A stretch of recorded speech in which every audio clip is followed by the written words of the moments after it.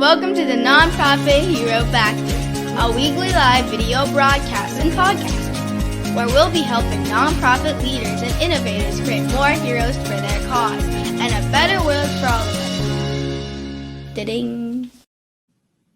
Hi, everybody. Welcome back to the Nonprofit Hero Factory. Today's episode, I think, is going to be one of the most important ones that we've had on this show.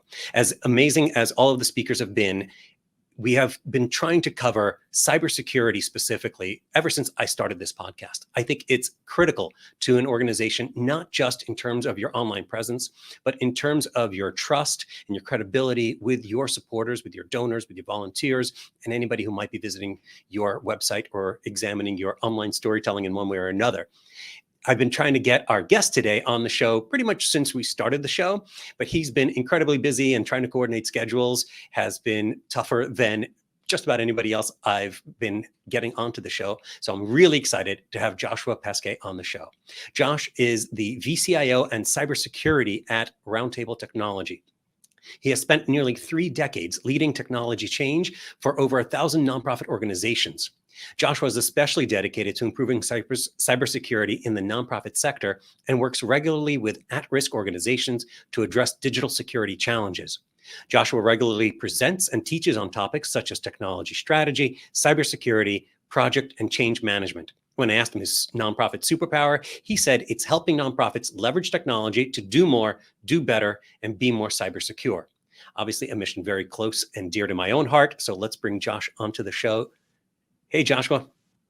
Hello, Boris. Thank you so much for having me here. I'm so excited to be on the Nonprofit Hero Factory. This is great. Thanks for finding the time in your busy schedule to do this with us today. I know that there's constant cyber threats. I mean, I read about them all the time. And so I'm sure you're busy pretty much all the time. Yeah, sadly, that is the case. Yeah, I know that actually cybersecurity is one of the most in-demand fields right now, that recruiting is going through the roof, that people are getting poached from one cybersecurity job to another. It's kind of a crazy time. It is. The cybersecurity industry really needs a lot of talent, and the demand just keeps on growing. So, there's a lot of great organizations trying to build up more cyber talent, but if anybody's interested in it, we need you. Absolutely. So we're going to go in and break down all of the different aspects of cybersecurity, what's going on out there, and what organizations can and should be doing to improve it. But before we do that, Josh, I always like to start by asking, what's your story? How are you the person that you are today? What led you here? Sure. I grew up, I kind of bounced around a little bit, but grew up largely in the Midwest, but all my family lived in New York, in and around New York City. And so I visited here a lot as a kid, and decided really at the very young age of, I think, 13, that when I was old enough, I would move out here to work with the homeless. And at the age of 22, when I graduated from college, that's exactly what I did. I came out here and actually was a social worker for homeless, mentally ill adults. And the organization that I worked at the time, which is Fountain House Incorporated, wonderful nonprofit that helps mentally ill adults, kind of discovered that I had some technology skills. And for those of you who are familiar with the term accidental techie, I was one of the first, all the way back in 1994. They very quickly converted me and my colleague Kim Snyder, who I still work with today, into accidental techies. We helped build databases, set up networks, build websites.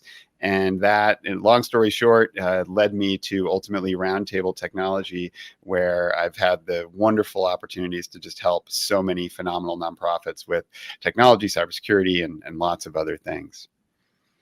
That's cool. So you wanted to do good in the first place, and then got kind of sidetracked or intentionally tracked Yeah, a little both. I mean, the organization, I wanted to work with homeless, but the organization quickly convinced me that, I could given my skills, I could do more good by helping them, leverage technology toward their mission than I could by delivering direct services as a social worker.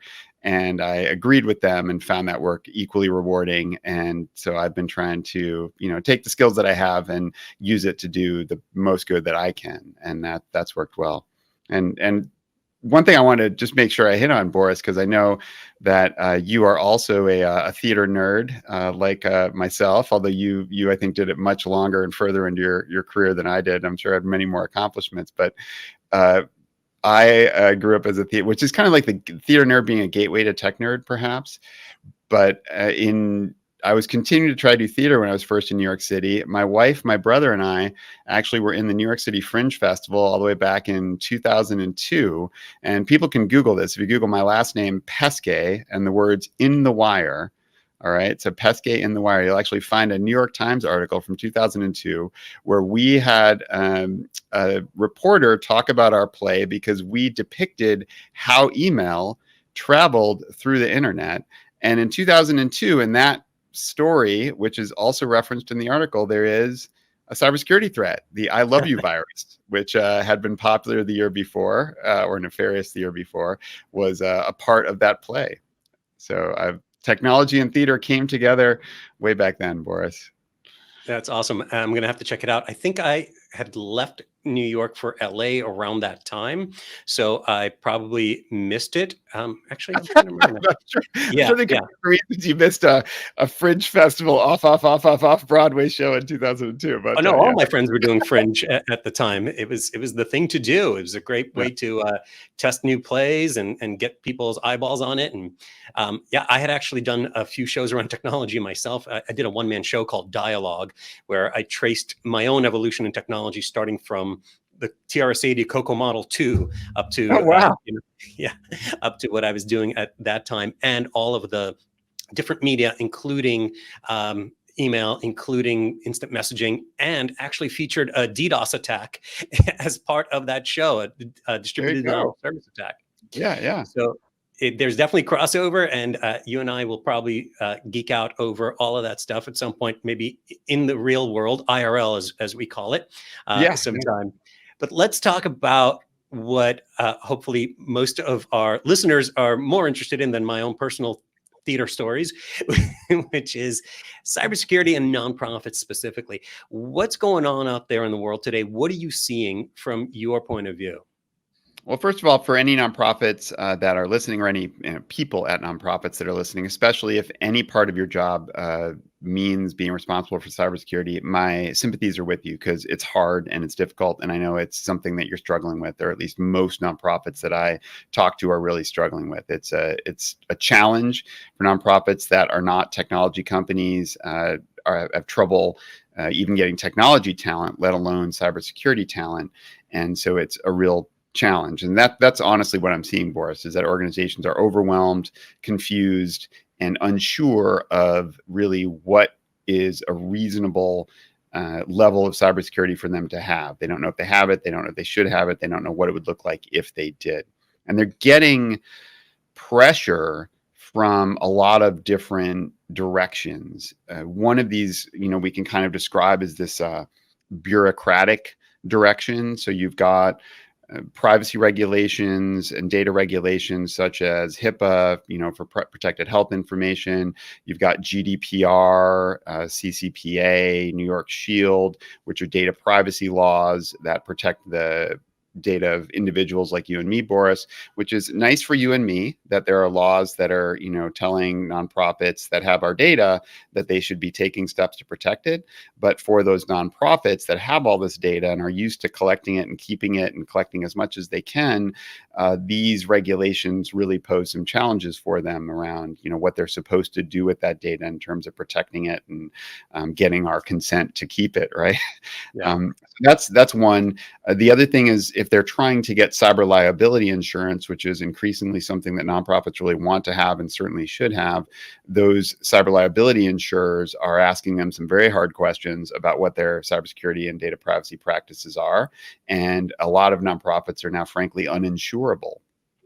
If they don't have things like multi-factor authentication in place on their major applications, the cyber liability insurers just can say, sorry, we're not even going to give you a policy. And even if they will give a policy, it's going to be prohibitively expensive.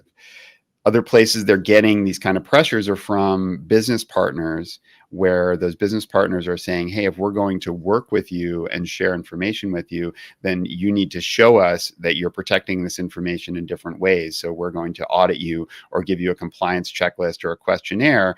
And the nonprofits are wondering what they do with that. And they're not even sure how to answer a lot of the questions if they understand them. So it's all of these different kind of bureaucratic areas where the nonprofits are getting a lot of pressure to, comply with different standards that are being thrown at them, and they have a hard time understanding what they mean. On the other side, you've got the pressure coming from, stuff that's in the news all the time, which is the cybercriminal side.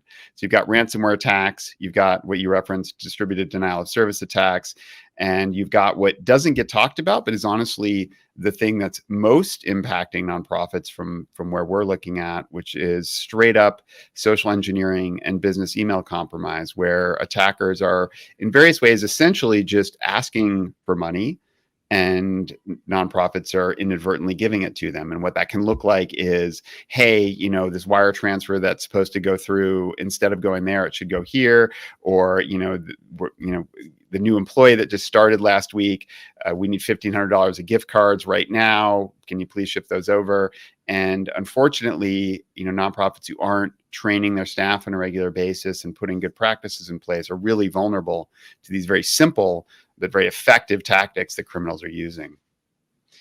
Yeah, those are all so spot on. All of the different sides that organizations are having to respond to, all of the different ways they're kind of getting attacked, death by 1,000 paper cuts, if you will. And I do think that phishing, which is what you were just talking about, where someone will impersonate someone within your organization, and social engineering, I mean, that's been going on since the very first early days of computers and hacking. Who was it? Kevin Mitnick? I don't remember. Kevin Mitnick, yeah. Yeah, who wrote the book on it, basically, and identified that the weakest link in any cybersecurity chain is actually people. People just don't realize how vulnerable they are to these types of attacks. And I know several organizations and for-profit companies who have been attacked in this way, where they'll just get exactly what you said, an email basically saying, hey, I actually need this to go to this address instead. So people are somehow getting passwords one way or another, hacking passwords perhaps, then inserting themselves into conversations that you're already having. So it sounds totally normal. It's not like out of the blue, and diverting funds or getting greater access to things and hijacking an organization in so many ways. Why is that such a big problem for nonprofits specifically? It's a problem for everyone, but it's a problem for nonprofits, I would say, for two reasons, which kind of tie back to the core reason, which is just the normal resource constraints that nonprofits have. So I used the term accidental techie before. For those of you who don't know what that term is, it's a term within the nonprofit space that describes a role that emerged. I first heard it probably 25 years ago, and it still happens in nonprofits where you've got a 10 or 15 person nonprofit. And as you go from 3 to 5 to 10 to 15 staff, you develop this need for technology functions in the organization, right? Someone needs to set up the new computers, create the user accounts, manage our Google Workspace, manage our Salesforce instance. And there's no designated technology role at the nonprofit because there's only 10 staff. So someone, the office manager, the development assistant, sometimes the CFO, winds up with this technology role, not because anyone, said we're hiring you as a technology person, but because they were the person who seemed the least afraid, right, of taking on this role and the most competent to do it. So that's an accidental techie. And that is because nonprofits are resource constrained. So it's the point at which they can hire an IT manager, a full-time IT director, or an outsourced company like RoundTable. It's a big financial investment for a nonprofit that's trying to dedicate as much of their resources as they can to delivering their mission, and views operational expenses as kind of like this necessary evil, sadly. And adding this technology operational expense can be a real challenge. So that leaves them constrained in the technology space. And then, of course, cybersecurity is one element of the cybersecurity space. And you have the same problem in a nonprofit that you have in a business, Boris, which is that cybersecurity in most cases doesn't drive revenue.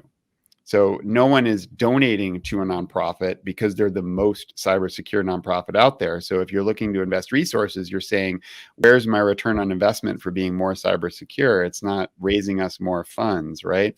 So it's hard to make a business case to reduce risk.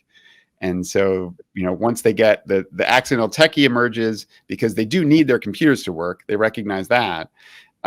but making them even more secure is like, yeah, it's kind of tough to really do that until, of course, that happens. And then everybody's like, oh boy, that now we're really in trouble.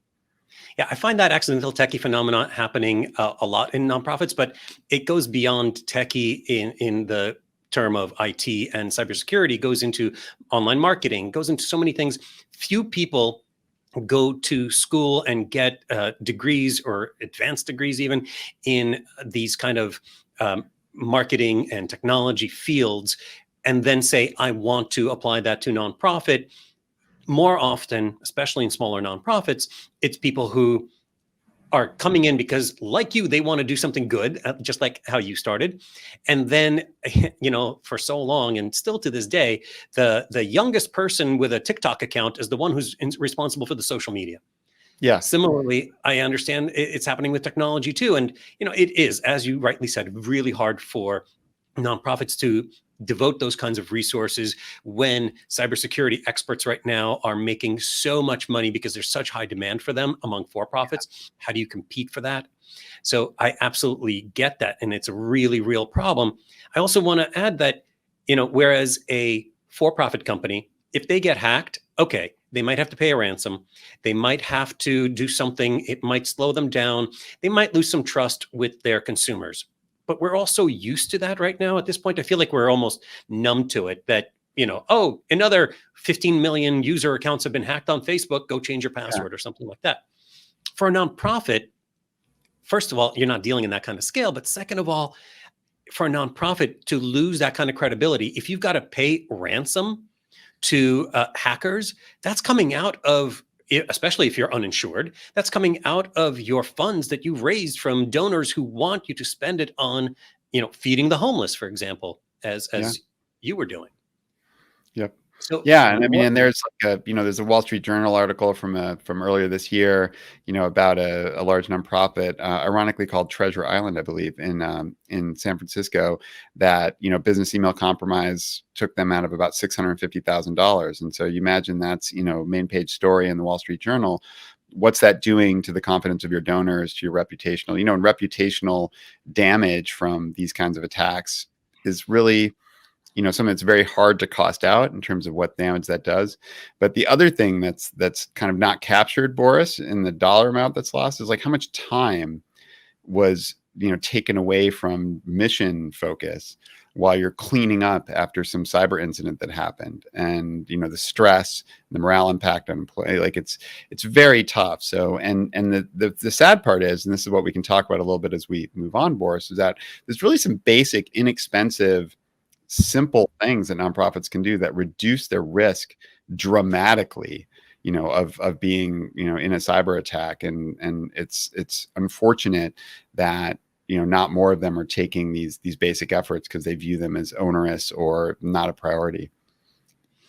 Absolutely. And you're absolutely right. Let's get into that. Let's talk about what are the solutions? What should organizations be doing right now?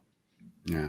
So I would say the first thing, right, is to identify who at your organization is going to take on the cybersecurity role. Generally, it's going to be whoever is already your accidental techie or technology person. If you have an outsourced, vendor that you work with, it's great to go have a conversation with them and say, talk to us about cybersecurity. But typically it starts with some kind of basic assessment that you can do. And at RoundTable, there'll be resources, I believe, in the show notes, Boris, but we have at our website, if you go to surveys.roundtabletechnology.com, we have some self-assessment surveys that you can do to kind of baseline yourself and get some basic findings and recommendations. A great tool was released by the Ford Foundation called the Cybersecurity Assessment Tool, or CAT, and that will also be in the notes, I believe, Boris. That's a great tool that people can use.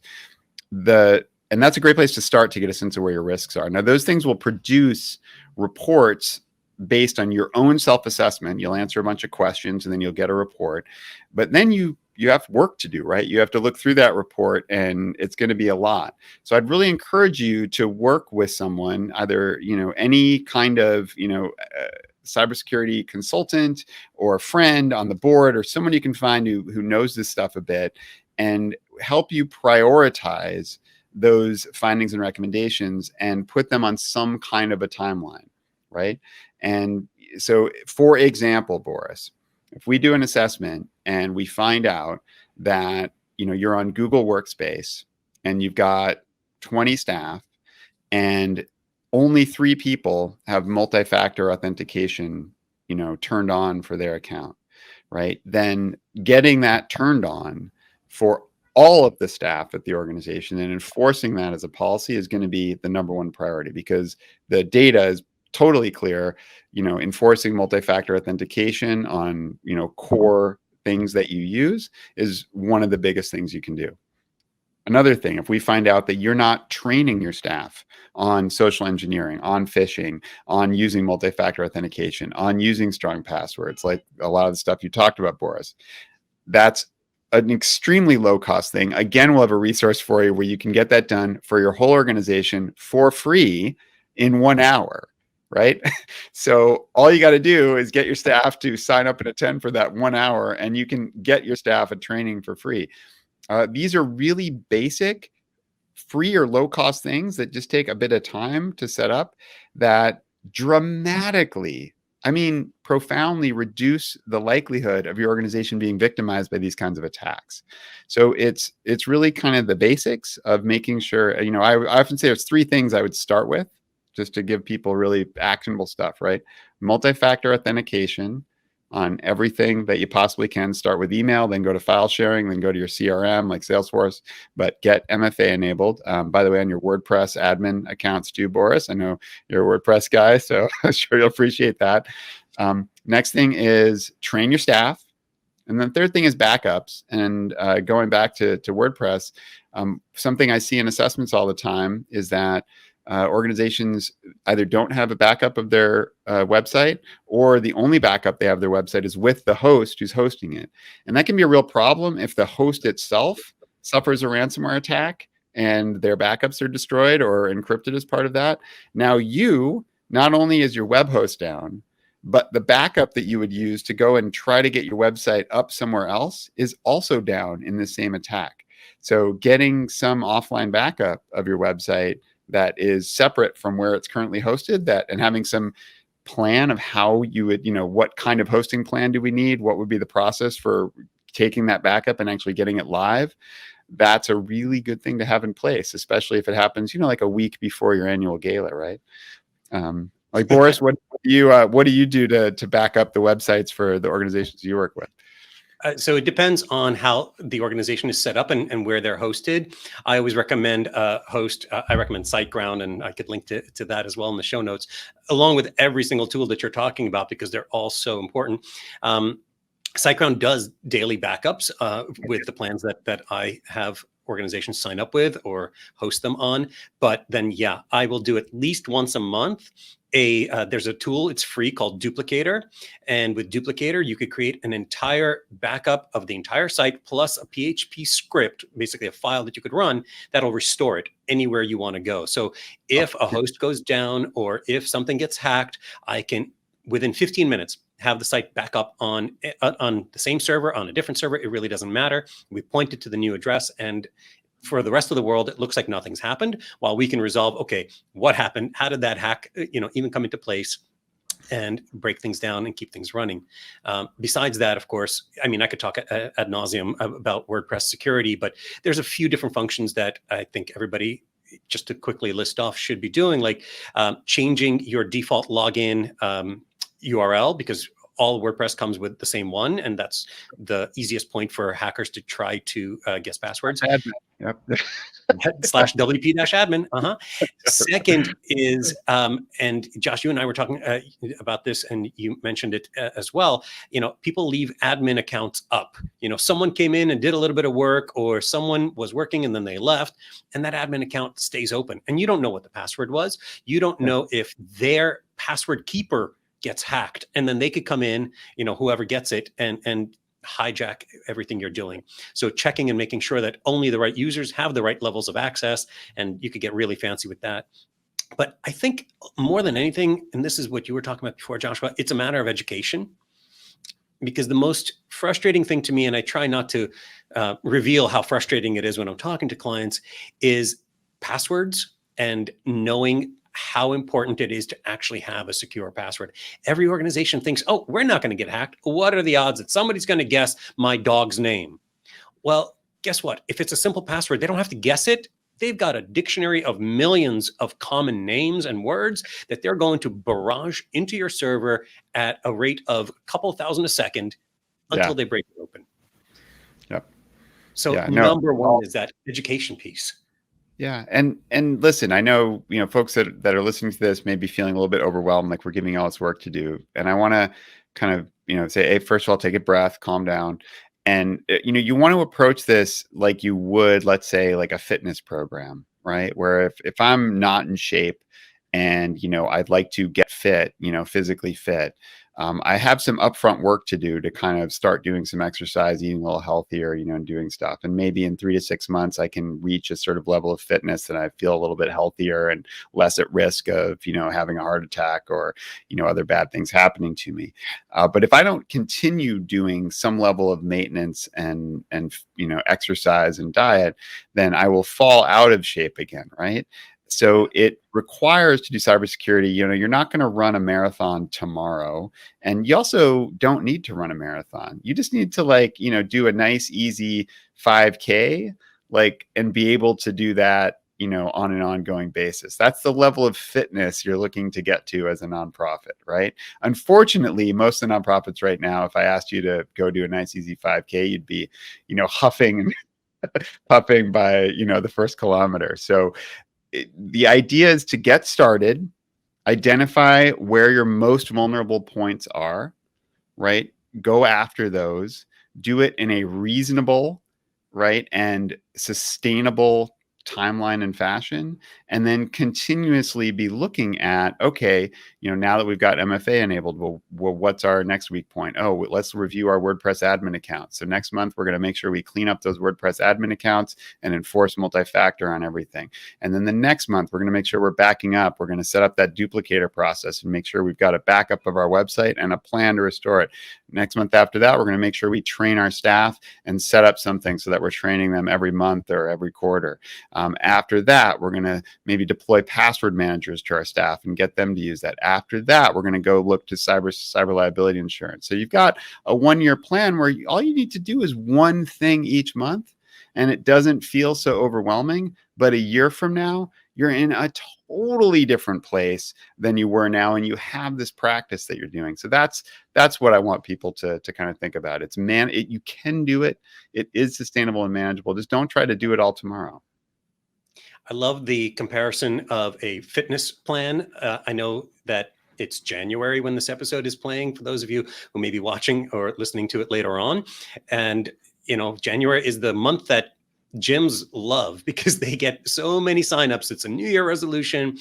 And I think that this could also be a New Year's resolution for organizations, is to create a cybersecurity fitness plan with these commitments to, as you're going along throughout the year. I think what you're advising, I think, is absolutely brilliant, which is make a plan that is simple and easy enough to follow along, rather than trying to fix everything at once and feeling overwhelmed.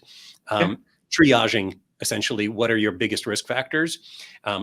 I still think that training is the number one thing. So maybe in January, you commit to having your entire staff watch a 1-hour video on cybersecurity practices, right? I think that's going to already take you to a huge new plateau from which you could then climb further and further.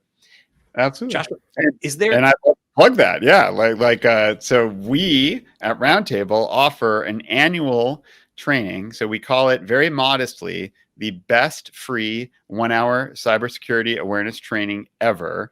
This year will be our 6th annual best free 1-hour cybersecurity awareness training ever. It's going to be on January 27th. Me and my longtime colleague, Destiny Bowers, do it together as a 2-person show. We try to make it really fun, really entertaining, really funny. We actually, not only is it free for your entire organization to attend, but we offer cash prizes. We do a quiz at the end. It's a competitive quiz. So the hundreds of people that attend the webinar all can compete with each other, and you can win up to $100 by simply attending the webinar and getting first place in that quiz. And in other years, we've given, little $25 prizes for people during the webinar for whoever's first in the chat with the answer to a question or something like that. So be on the lookout for that. We'll have a link in the show note, and it really is a really fun time and a hugely important thing you can do for your organization. Sounds like a holiday party to start off the new year with prizes and quizzes and all those kinds of things. I think that's awesome. And I'm glad that you are making it free to everybody, including everybody at the entire organization. Is there anybody who you don't think needs to take that kind of a training within an organization, or should it just be everybody from top to bottom? I think it's, a lot of the regulatory compliance, guidelines that we talked about before, or laws, actually require that everybody in your organization complete a cybersecurity awareness training. So many of you, if you're in New York and you're subject to New York Shield, you are required to be training your staff at least once a year. So you can satisfy that requirement by having every single staff person in your organization register for our webinar with your organizational email. And if you ask us, we'll send you the list of everybody that registered with your organization's email who attended the webinar. And you can have that as proof that you've met this requirement of these various compliance laws. So everybody at your organization should take this training. Awesome. I think I'm going to sign up to take it myself to see if there's anything that I should be aware of that's not already on my radar. I know you guys are doing great work on this in this field, so why not learn from you as well?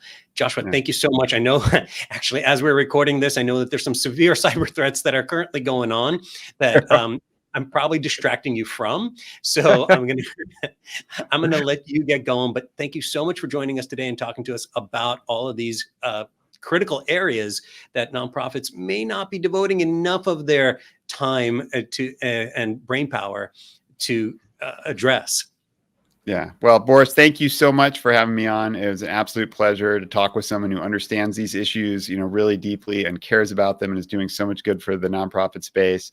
And for all those nonprofits out there, I get it. It's hard. You've got your missions to pursue. I'm not asking you to do a ton, but just do a little bit on an ongoing basis. I promise it's enough and it will get you better, but you got to do it.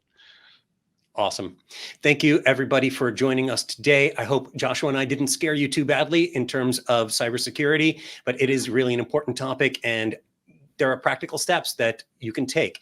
And we're going to have links to all of those resources in the show notes, as well as a summary of everything that we talked about, to make it as easy as possible for you guys to really secure your online presence so that you can maintain your trust, so that you don't have to worry about giving up hard-earned resources to cyber criminals, and so that ultimately you can then create more heroes for your cause. Thank you for joining us, everybody. We'll see you again soon. Thank you all for watching and listening to the Nonprofit Hero Factory. We hope this episode has given you some ideas and strategies for creating more heroes for your cause and a better world for all of us. Please be sure to subscribe to this show on YouTube, Facebook, iTunes, Spotify, or your favorite podcast platform. And let us know what you think by leaving a review.